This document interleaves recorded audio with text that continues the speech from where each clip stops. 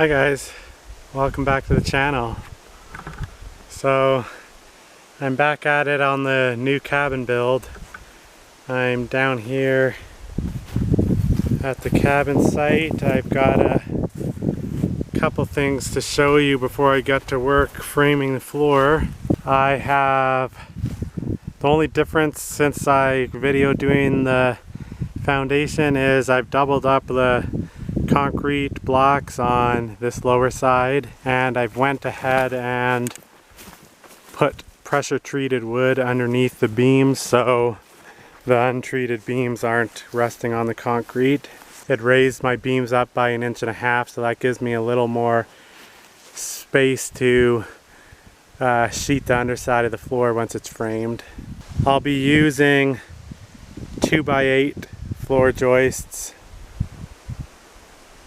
They're all between 11 and 12 feet long, so I'll be cutting them down a bit and then hopefully be able to use the offcuts as blocking. Alright, so here it goes. I'm going to start cutting some joists up and getting everything laid out. I've already done the measurements, and my rim joists I need to cut 2 at 119.5, and then my joists are going to be 121 inches long, and they're going to overlap 3 inches.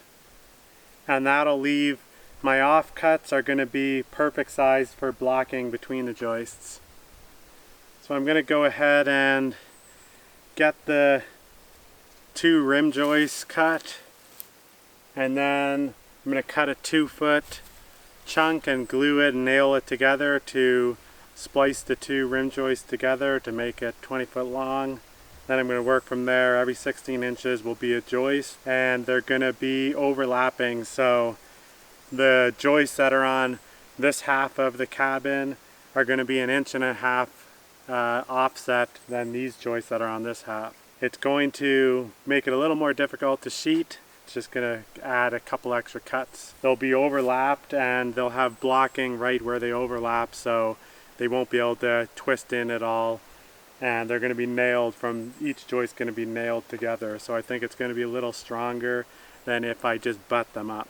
So I'm going to go ahead and get started. I don't have to fire up the generator or the compressor just yet. I'm going to do a bunch of cutting and get everything laid out, get everything, make sure crown is the right way. All the crown's going to be up, so get everything laid out, and then I'll fire up the generator, get the nail gun going, and start nailing some stuff in place.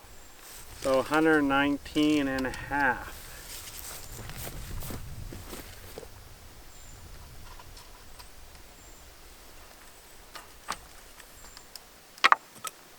That's not off to a good start.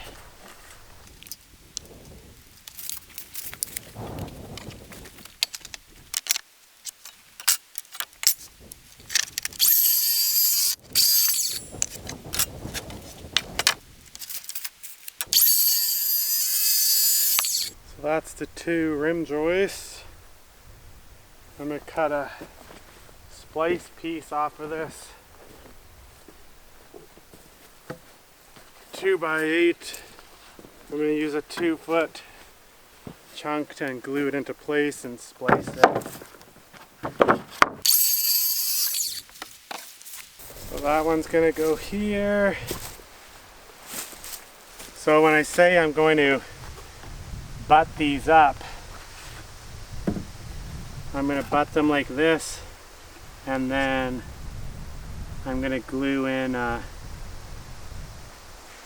piece like this to hold them together.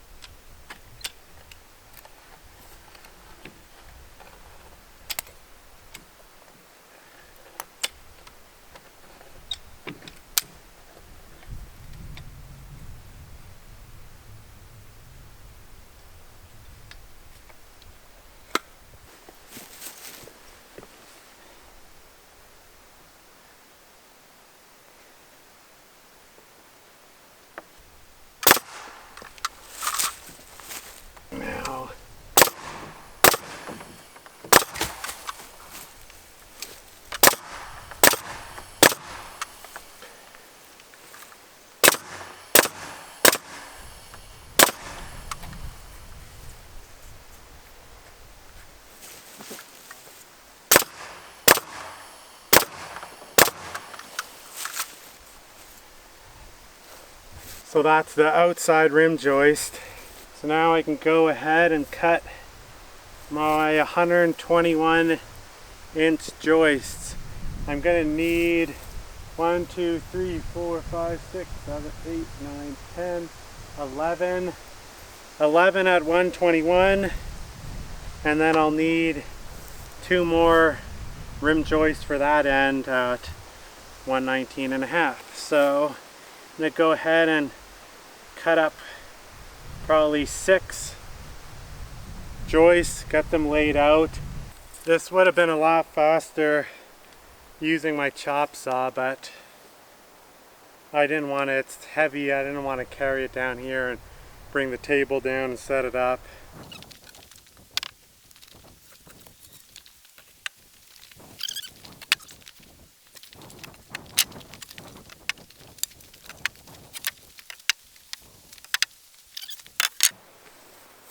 So I need 1, 2, 3.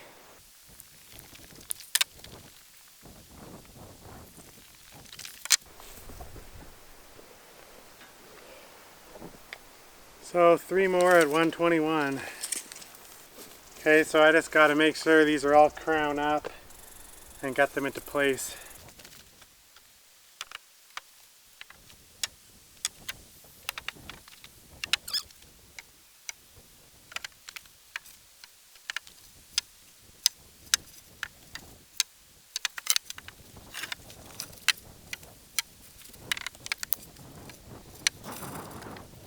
Now let's move this one down a bit here.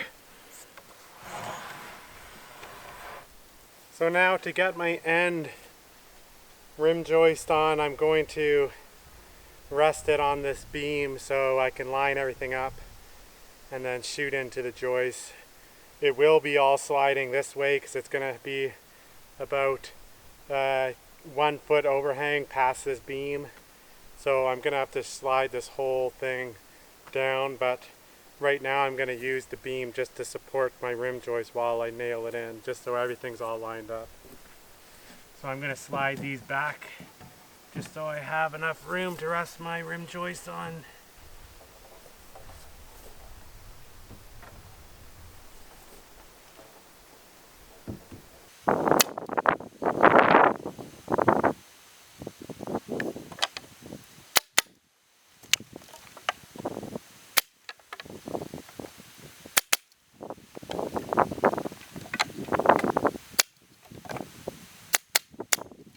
If you're wondering what I'm doing with this, just to make sure my joists are straight up and down.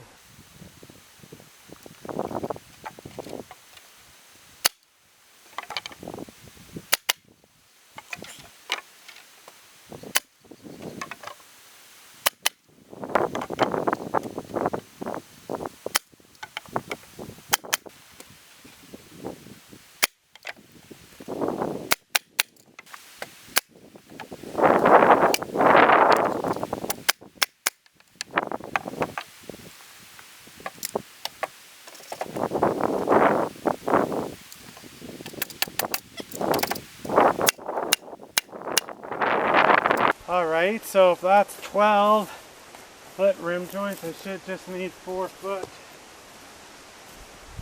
And then I gotta cut my 2 other rim joists for this end. So I'll cut 2 more at 119.5 and splice them together, and then I'll cut a 4 foot piece to finish off this end.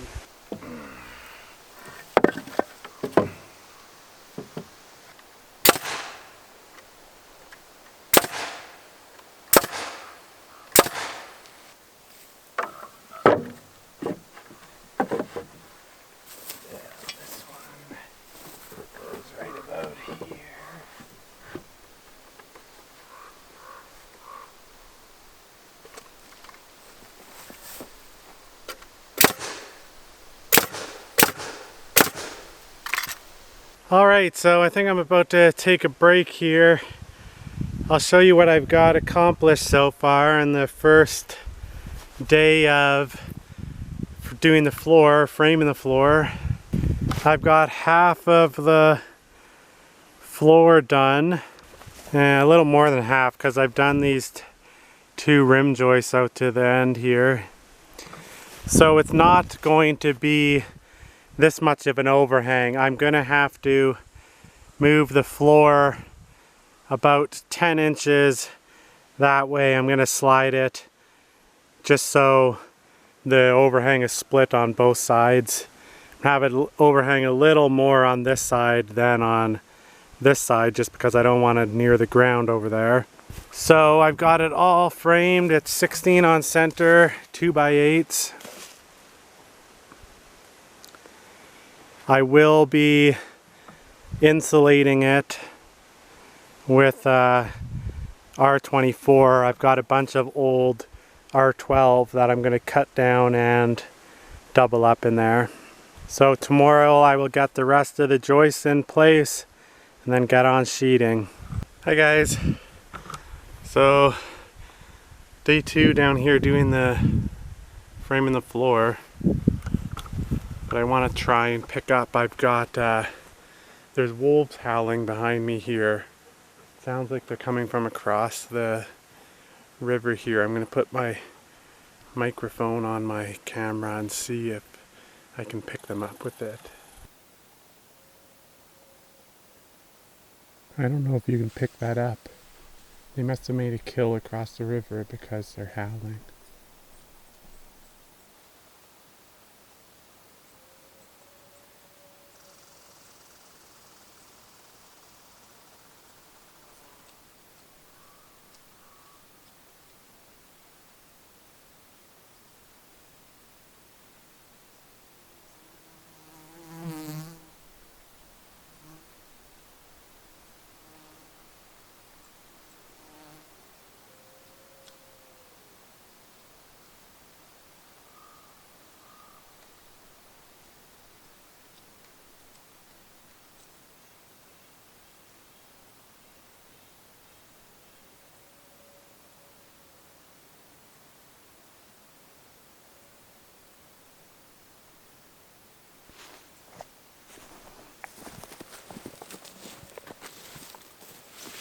So I'm going to have to keep an eye on Odin, because that's one thing I don't mess around with the dog here, is if wolves come by they'll kill Odin just to, because he's an unneutered male, they'll just think he's competition.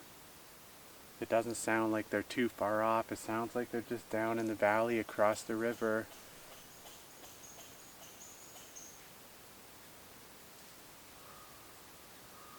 But it sure is nice to listen to.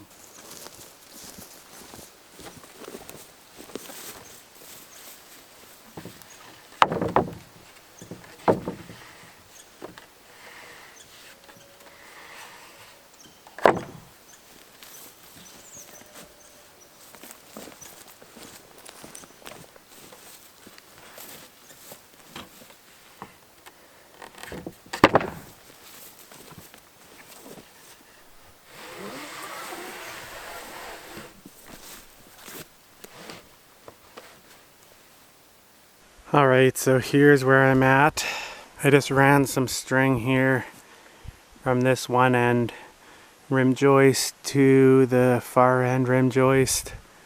Made it nice and tight, and then I can flush these joists right up to the string so I know that they're not sitting too far out this way. I got them in position, then I just gotta go get this rim joist that's running right along here.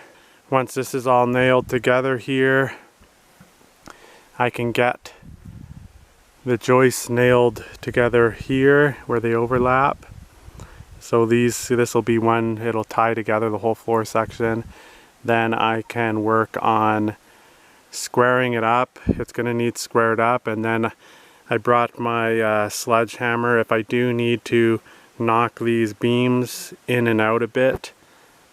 Then I can just hit them a couple times. They should be able to just slide on those pressure treated chunks of wood.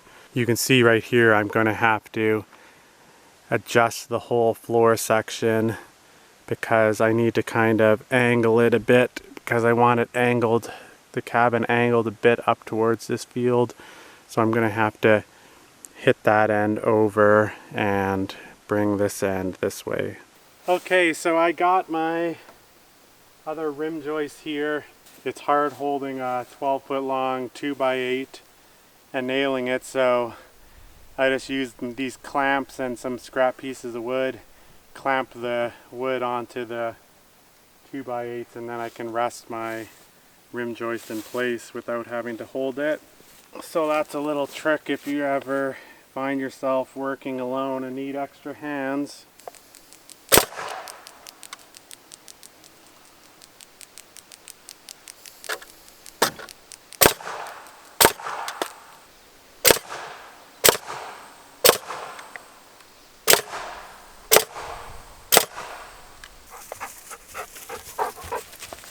Hi, puppy.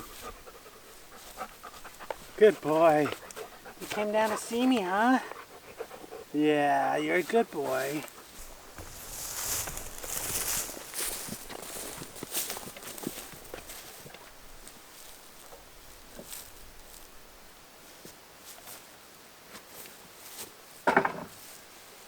Okay, so I just squared off the floor and the beams.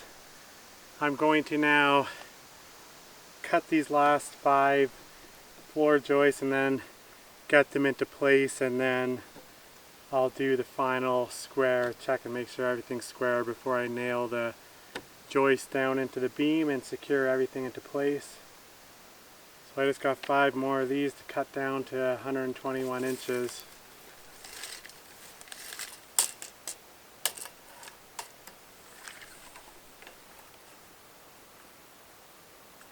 Alright, so I'll give you a look at what I've got done so far. Might look a little dirty, I just got out from underneath the cabin here. So I've sheeted the underside. I'm using some cut sheet, so this is about 7 feet. That's sheeted. So that's all sheeted.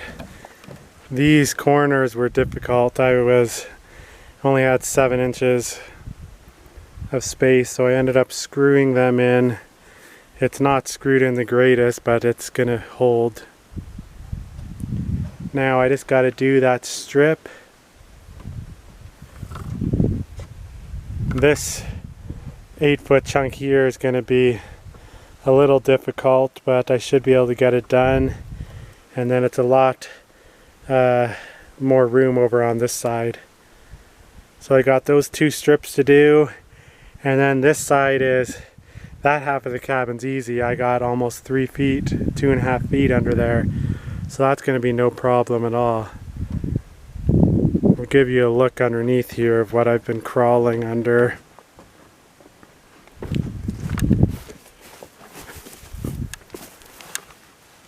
So that's how much room I got. You can't really see.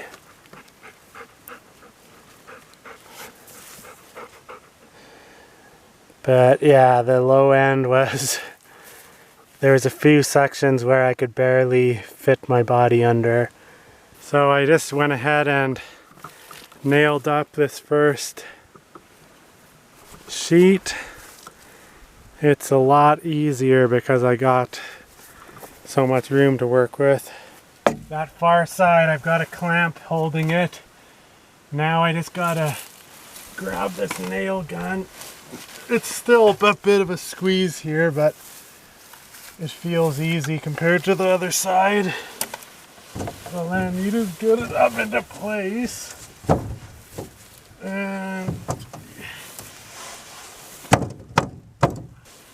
you can always use your face to hold it if you need to.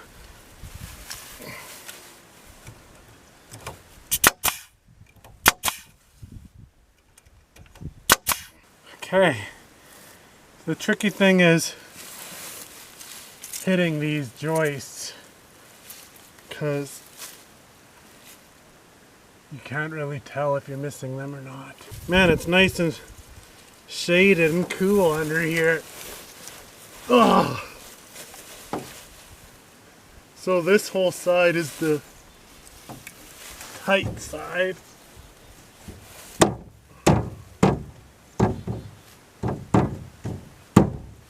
Alright, so that one's done.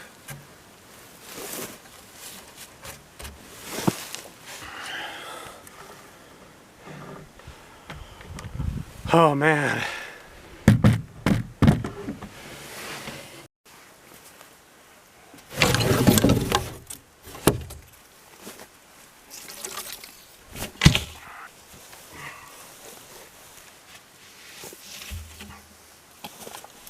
So let's see if this one's gonna fit.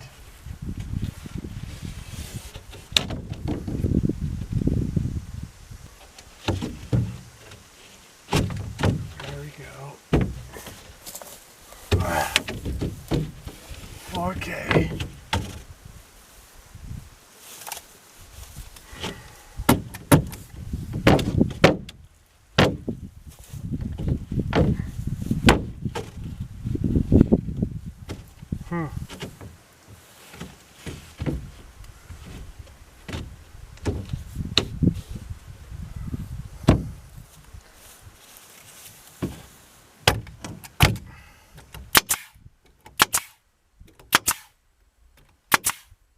There we go. This side's complete. Looks pretty good under here. Let me bring you in and show you what it looks like. So that's what it looks like under here now. So this is going to hold the bats in and hopefully keep the rodents out, but I'm sure they'll find a way in. It'll just help. It'll help with the bugs getting up in there also. Here's the first load of insulation. Not the best condition bats, but should be okay for the floor. So it's wide bats, and I got 15-inch cavities, so I'm gonna have to cut them down.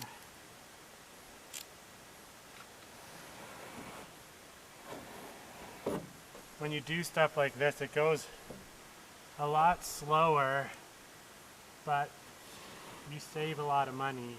It's funny because back when I was an insulator in construction, a contractor could have asked me to do this and offered to pay me extra to reuse old bats, and I would have refused it. Okay. That does it for day 3. I wanted to get it finished insulating and sheeted, but it's not going to happen tonight. I'm ready for a shower after using this old insulation.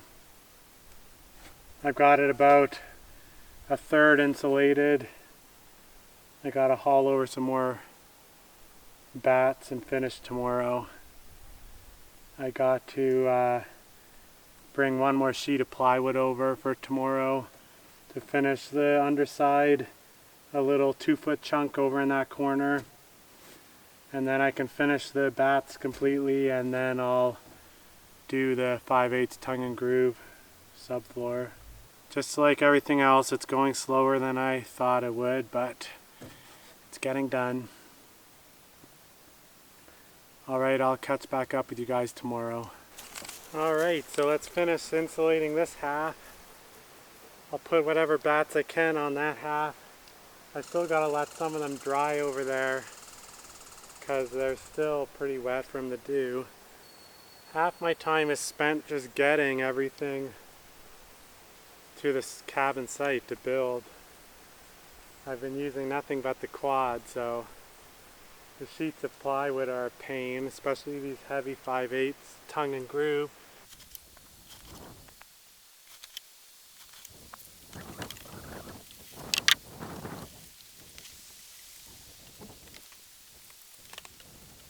Ideally with the 2x8 I would have wanted to put a R28 in the floor. This is Some of it's R20 in the floor and some of it's doubled up R12, so it's an R24. But ideally it would have been an R28, but with the size of this cabin and having a wood stove in it, it's going to be easy to heat and keep warm. I'm hoping that the floor isn't that cold. So this whole half is finished insulated. I'm gonna start and sheet a couple pieces here just to see how it goes, how square everything is. This is when you know if your cabin floor is perfectly square or not, I'm hoping.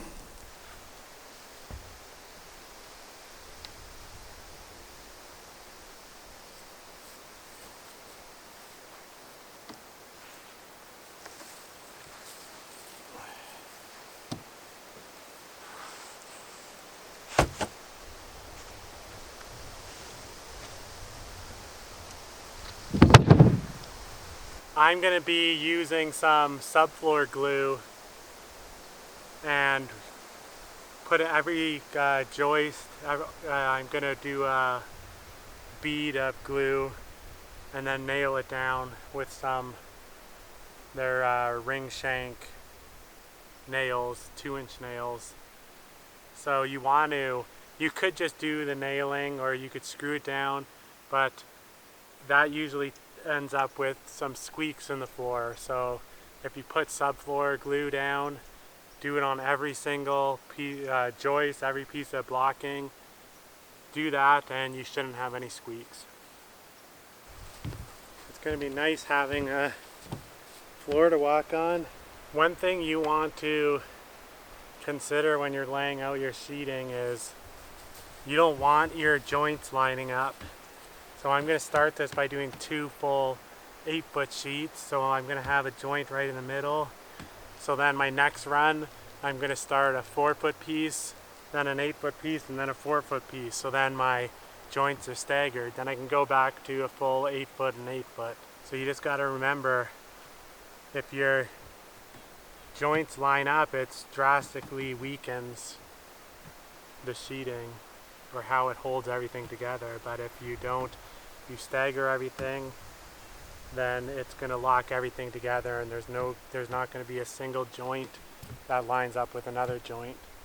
That goes for when you're sheeting your floor and when you're sheeting your walls. Just make sure you always, it doesn't matter if it's 4-foot staggered or if it's even 1 cavity staggered is better than having it lined up. But I try at least to have 2 cavities minimum.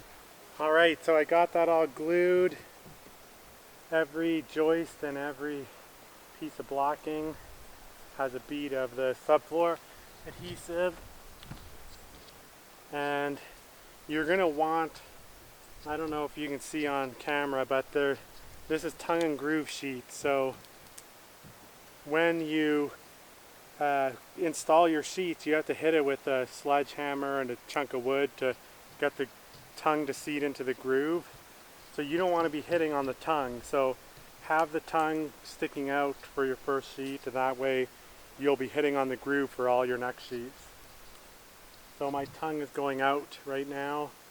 And I'm just going to drop this and then position it. I have 4-foot marked on my joist here. Alright, so this one's good. Now I'm going to start sheeting. I'm going to sheet my way over. If you do the sides, you could end up with it bubbled a bit in the center, so it's best to work from one edge, work your way over.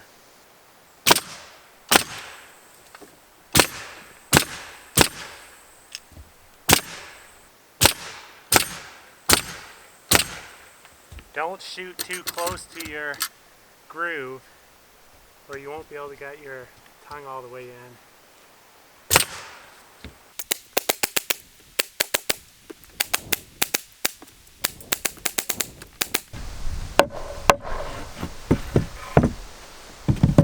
I just tap it a couple times. times from the center.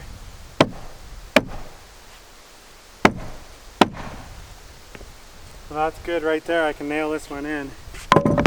It's a lot easier using new plywood. I can see I'm going to be struggling at all the tongue and grooves trying to get them in.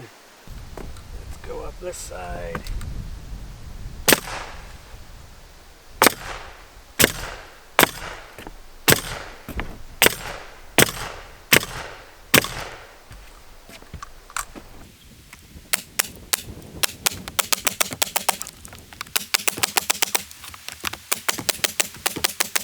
When you're doing this, you just want to keep your gap where the tongue is the same all along.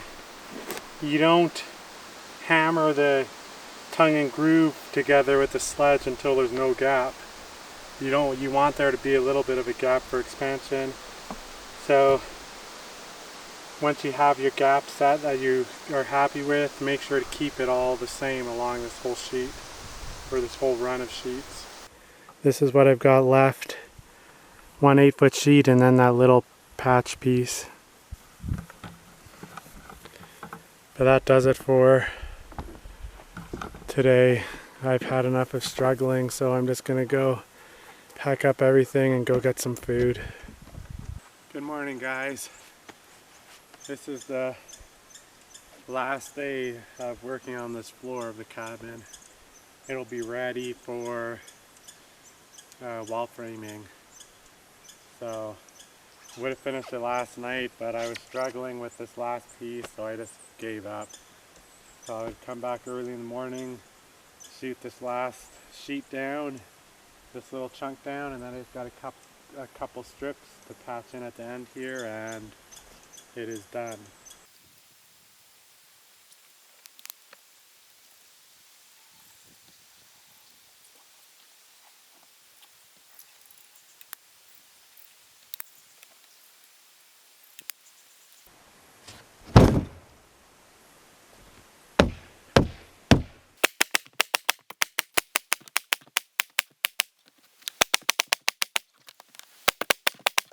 Last piece, and then I've got to cut some strips.